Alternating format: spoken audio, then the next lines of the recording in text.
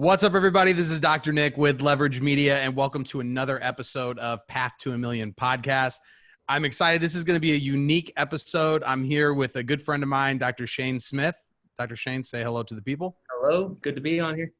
So Shain is actually the first associate doctor on here, and we have him on for a very special reason because we just passed episode 100. And hopefully we can get this turned around so that we can get this out today and it'll be episode 101. But Shain is a super fan. He reached out to me a while ago. We've known each other for maybe about a year or two. He reached out to me a little while ago and it was just, basically saying like that the podcast has been helping him out. He's been finding a lot of value in it. And he said that he was already through episode 75. And I'm like, this is a good idea. Why don't you, since I can't imagine there's a lot of people that have listened to all 100 episodes, that I was like, why don't you come on, give kind of like what your biggest takeaways have been, like what your favorite interviews are, what tips you've gotten, and we'll just kind of hash it out and see what you really liked about the first 100 episodes. Yeah, awesome. And thanks again, Dr. Nick, for having me on, and thanks for putting this podcast together because it really just has been a ton of value. We hear about digital marketing, you got to do it. How do you do it? Yep. And then setting up these interviews and hearing from the docs that have been successful. So when I was like preparing for this episode, valuable speakers, because honestly, they're all dropping gems and getting from each of them. And even with your mini episodes, if they're a minute, 3 minutes, still a ton of value packed into it. So it felt a little more challenging than I thought it'd be in the beginning to figure out how I would share what's been my biggest takeaways. And then learning about how each of the docs go from their different levels. So in the beginning, what's the trend? In that middle, what's the trend? When they're breaking a million, what's the trend amongst these successful docs? And right off the bat, and when I was like, I'm going to keep listening to this podcast, was your interview with 𝘗𝗍𝗍. So two of him, influencer. I followed all of his content. He's everywhere. The biggest takeaway was, hey, and tell everyone where you're at, what you're doing. And it shook me because like that's so simple and I can do that right now. Yeah. Sorry, these are the problems with this is why I hate Zoom interviews as opposed to in-person interviews, is you chopped up a little bit when you first said something about 𝘗𝗍𝗍. If you could just kind of like restate that for me. Just 𝘗𝗍𝗍, known of him, haven't followed all of his content, but when he came on the show, one of the biggest takeaways I got from him was just pull your phone out and reach out to all your contacts. And it seems so simple and something I can do right away. I didn't need to have a booth to go reach out to people. I didn't have to have a Facebook campaign going and who knew I was going to meet my pocket. So simple step to get going right away. And then I decided what future episodes are going to hold. And the next thing I was picking up from all the doctors in the 0 to 250, it's hustle. You got to put in a lot of work. And it's contact, follow up, and being relentless in it, and really the resilience and the momentum picks up, but it's not something that's given to you. So let's start off with who do you think have been some of the best interviews? So we'll just assume this is the first episode that someone watches, and you're going to kind of give them a roadmap of what you have found useful in particular. So I don't know if you did like wrote it down or anything, but who off the top of your head are the biggest interviews that you really got value from outside of Gary? Dr. Viscarelli, and become a chiropractor, like you're running for chiropractor of your city, like you're running. That's a huge takeaway in the hustle. Dr. Larry Markson. And hold on, let's talk about Michael real quick. So I thought that one was just an awesome interview. Like it was in his cabin, it was like tons of energy, and he's a funny dude and just has like a lot of energy. And I love the way he said that was, you're running to be chiropractor of your city. And I think that if you have that mindset, especially somebody like you who's just getting started out, it's kind of like a catch-all way of thinking of things. Because when you think of running for the city, you don't think of a tactic. That's more of a mindset. And that's like, this is the way I'm going to network. This is the way I'm going to get myself out there. And man, that guy talked a lot about those first 90 days. I think he said he like accumulated 12,000 contacts in his first 90 days. I mean, that you want to talk about hustle. That's some hustle. Yeah, so it just felt inspired by that because it sounds like his practice blew out of the water, and then now he's showing other docs how to do it. Yeah. And yeah, it shifted my mindset of what I get to do. Like, people have no idea who Dr. Shain is or where I'm at. Right.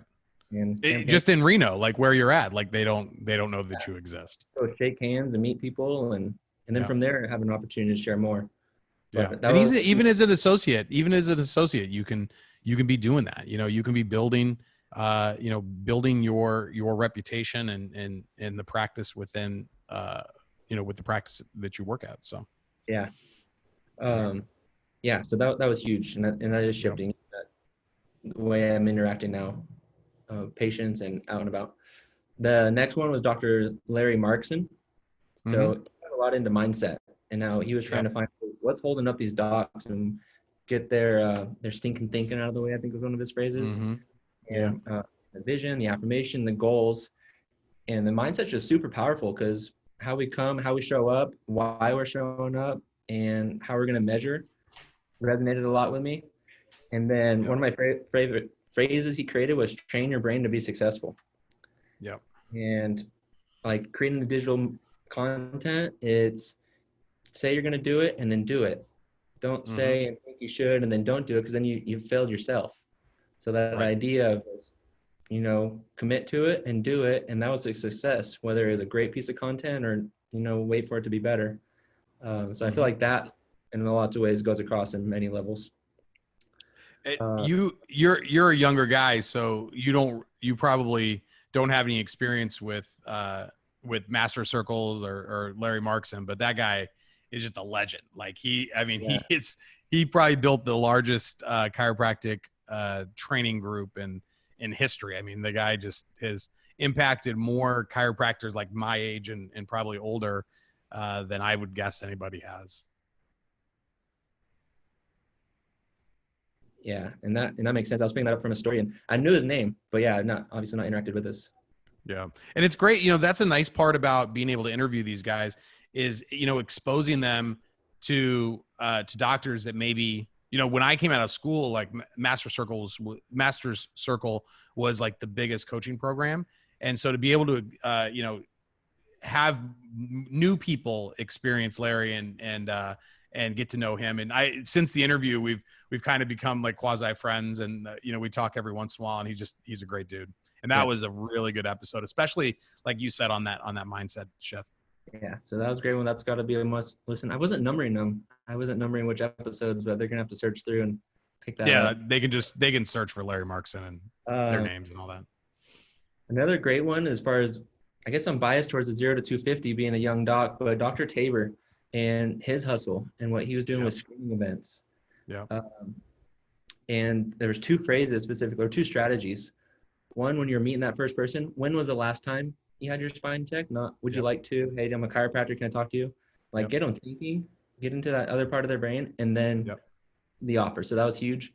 And then when scheduling, the 3 agreements on when they're going to make it into the office. Great, this time, cool. Are you sure? We're going to make it happen. Can you be there? And that was a huge takeaway, because a few screening events I've gone to, cool, we sign up a ton of people, a few show up, a few don't. So that was a huge takeaway. And when hustling in the beginning, a good return on turning that client into a lead, into a new patient, that was huge. So I think that'd be a ton of value to Dr. Tabor. And I remember Tabor's interview. We got real tactical with it too. So if you've never done a spinal screening before, if you've done them and haven't been successful, if you listen to that interview, like he has a spinal screening program, and at the end of it, he's just like, yeah, that was pretty much the program, because we talked about, how do you set it up? How do you stop them? How do you screen them? How do you schedule them? How do you ensure that they actually make it into the office? And so I thought that was a really good tactical one. Yeah, he rocked it. I think it was a Dr. Brian. I'm not sure, but when you're hitting on story brand, I think that's another one that's huge for doctors to listen to as they're trying to share their message and get us out of, just letting people know what we do, and being clear the message. So the story brand book, highly recommend it. All the audios and material made by Don Miller, super valuable.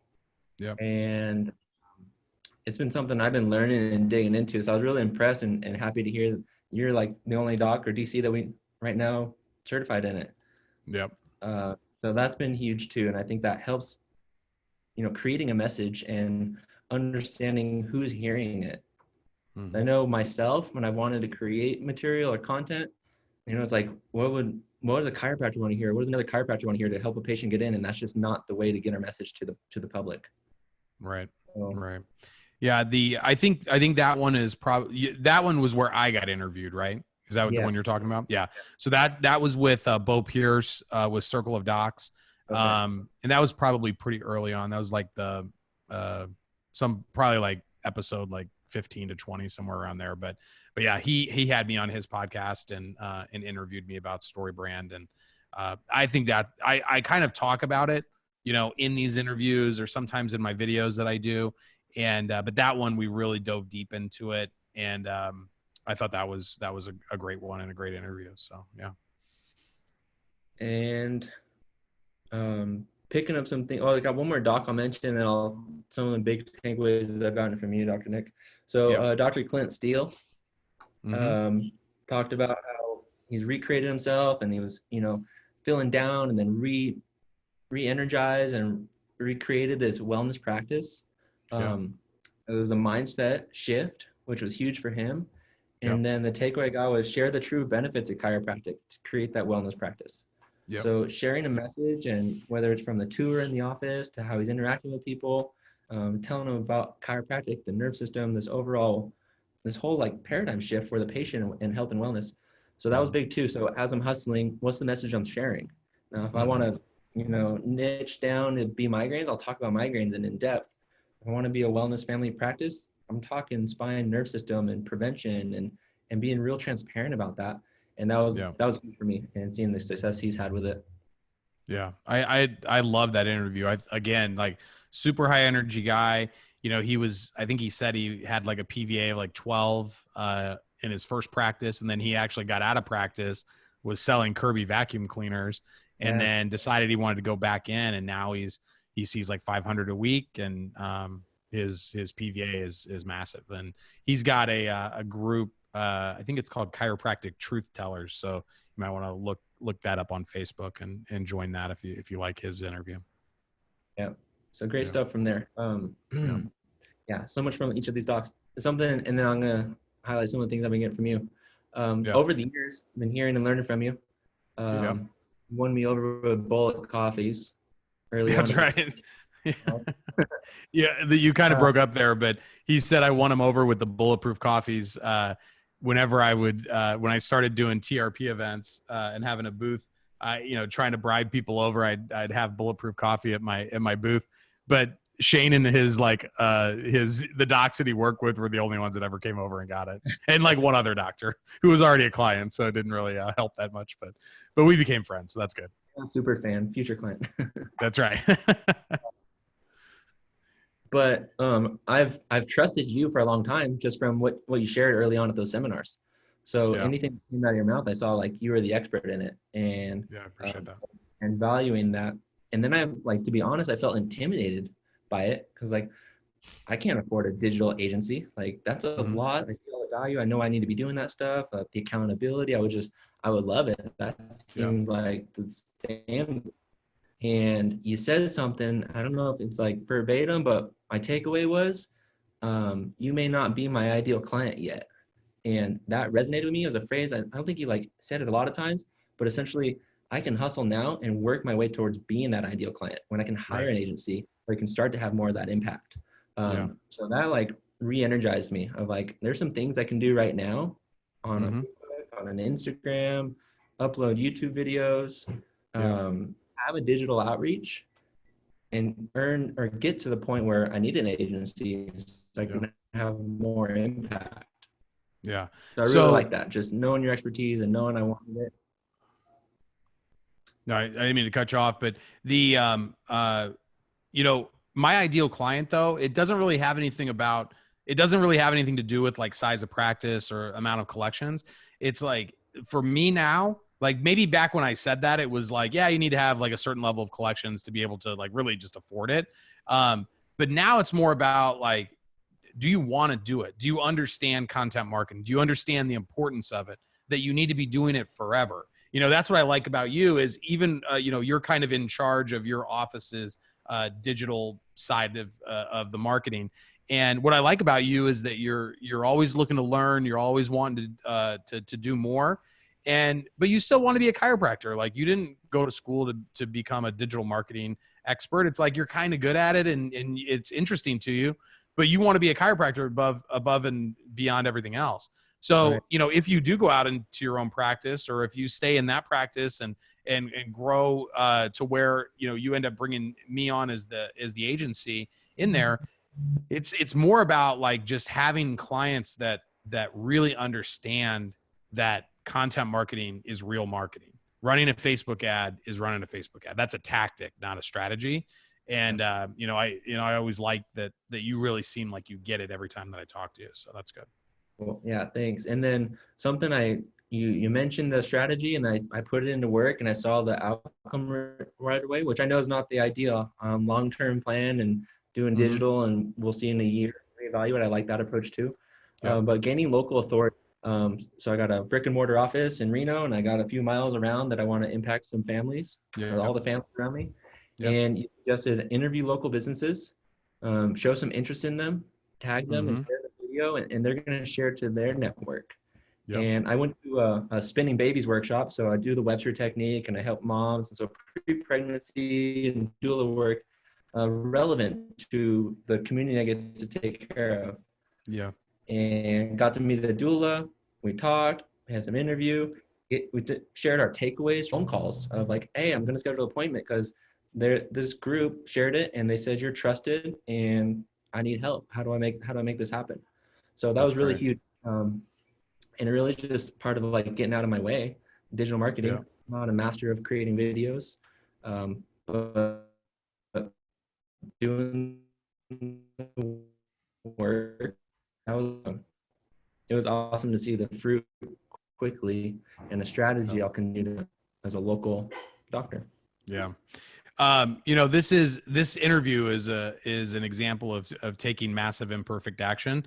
So like, we've had all kinds of like choppiness. I don't know if it's like my Wi-Fi or what. It's always kind of shaky over here, but it's just like that, you know, like maybe it's not the most thought out, multi-layer strategy, but you showed up where your ideal client was, you made a connection with a doula, you did the interview, and that led to one patient. Right. And that one patient might send in 10 more. And I don't want you to think that you did anything wrong by getting results right away.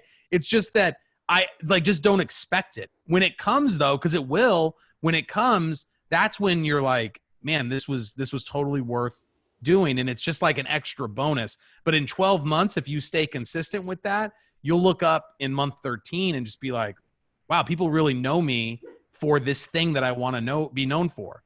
They know me for being a chiropractor to families and kids and pregnant moms, all because you just took the effort for a year, right? And everybody else just that they shoot the 3 videos. They don't get they don't make $1 million off of those 3 videos, and they give up. And it's a consistency thing. It's a long-term play versus, or not a play, but just like a long-term strategy versus I need to get somebody right now from this content. Yeah. So, and that's been helpful. I think, it threads throughout what you're sharing. It's the consistency, the creating the content. Yeah. And just being known, when people eventually hear it, they'll see it. And then they're going to call in, and working right now through that long-term plan. That's awesome. Anything else that you picked up that you want to share? Man, there are just so many. Those are my biggest ones. I was trying to nail down some interviews that were most impactful. Great start off with the 𝗪𝗓. I think everyone should listen to that. Chiropractors get excited to see his name, and he just has a way of looking at things differently, outside of the box than where we're at in our own way. Yeah. Real quick on the 𝗪𝗓 interview, if you haven't listened to it, it's 𝗪𝗓, the letter V, interview.com. So 𝗪𝗓interview.com, and you can opt in there and get the full interview. So that one's not in the podcast, but you can opt in for it. So Shane, I wanted to, anything else you wanted to share before I get into the associate stuff? I know you got about 5 minutes left. That's perfect. All right, cool. I wanted to just because, like, again, I don't have associates on, or I've never had associates on the practice before or on the podcast before. I wanted to get your kind of like your mindset, like for the docs that are out there listening that maybe are looking for their first associate. You work in a big practice, multi-doctor. Dr. 𝘄𝗵𝗶𝗀 is, one of my good buddies, and that's the guy who owns one of the owners of the practice that you're in now. And what is it that you would like to say as either like what works in your clinic that you find very valuable and very helpful, and then maybe like just give some docs some insight into how they should be thinking about hiring an associate and what the associate needs out of the deal. Okay, so it is a big practice and it's been around for a long time, so we got a lot of brand equity, which is awesome in the community. So that's one of the bits of coming on a practical practice, the TRP model and attraction. We're able to share the load as far as marketing goes, internal, external, digital. And I've been given the opportunity to work our digital marketing. So as an associate, I'm able to hone in and focus on that. So if there's a doctor bringing on associates, sharing that workload has been a great way of delegating and giving us all responsibility and a way of having KPIs and hold us responsible. So that's been great. Yep. Mindset wise, some of the things I've learned in the last year going into the second year is I came into a practice that was doing great. So I wasn't like charged up, like I gotta get my first patient. Like I walked in and there's patients waiting for me on the schedule. So that played against me a bit. And then the next thing, there was already a marketing system implemented. It wasn't totally into that TRP attraction model yet, but there was new patients coming in, there was events, there was some campaign, I think that worked against me. And what I'm learning is, as an associate, I have the responsibility to build my own practice, and with a brand awareness, Dr. Shain at Family First Chiropractic, or just the effort that, and I caught myself seated back, in my seat more than I am proud to admit. Transition has been, there's so much to do and so much impact left to have in my community. Just because I'm comfortable in a big practice in an associate where I don't have to worry about overhead every single day, doesn't mean I don't have a bigger mission and a vision for health and wellness in the community. And I think that's been one of my most recent shifts as an associate, not owning a practice, but wanting to have some buy-in to what I'm doing as a chiropractor in the community. Yeah.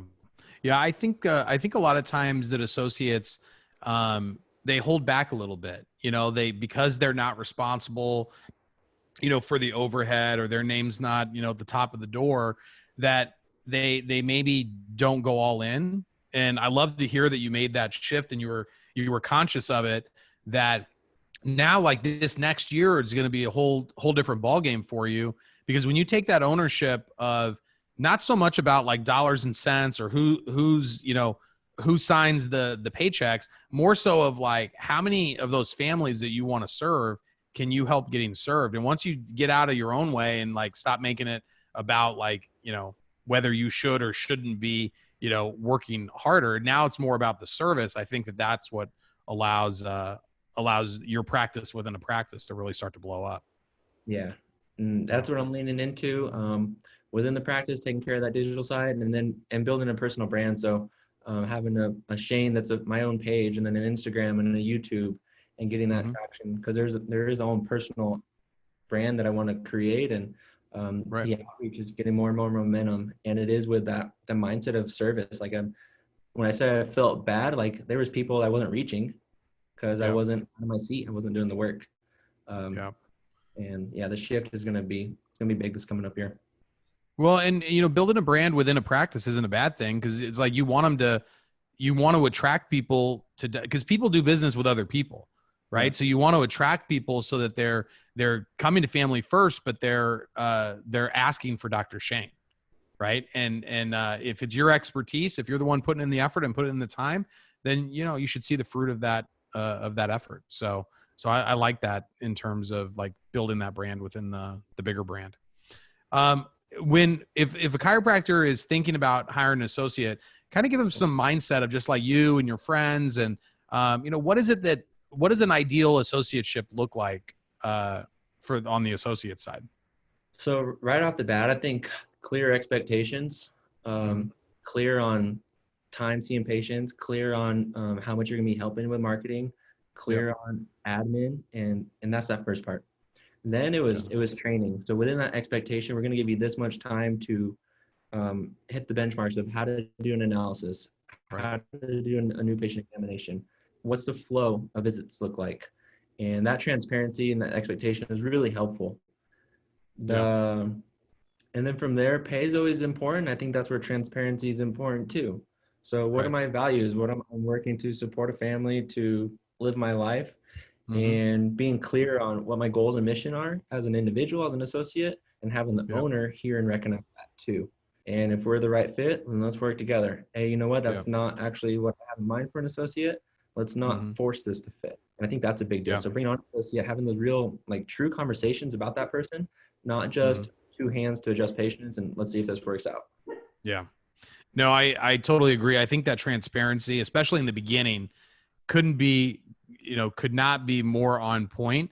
My most recent associate that I hired, I was overly transparent, so upfront about what I expected and what they could expect from me. And, I was getting close to moving to Chicago from Springfield at the time that I hired him. And, to be able to have that conversation has made it so much easier. And our relationship has been very open, and it's been a lot better than it has been with associates in the past where, because a lot of times things change. You bring them in under one set of rules or one idea of what the practice will be, and then things evolve. Now my office is more mature, so I know exactly what I need. And not that the past associates really did anything wrong. It was more me just changing. But but I agree with you that if you can, the more upfront you can be, and if it's going to change, if you're listen, this is my path for the next 3 to 5 years, just letting the associate know that, so that they expect it versus being surprised by it when it actually starts to happen. Yeah. So, all right, man. Well, I know that you got to go. You got a new patient waiting for you, probably from all your great content marketing that you've been doing. So I don't want to keep you too long. But man, I really appreciate you listening. I always appreciate all the feedback that you give to me.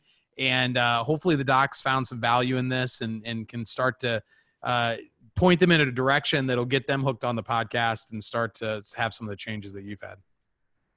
Yeah, awesome. Thanks, Dr. Nick. Appreciate having me on. All right, man. I'll talk to you soon.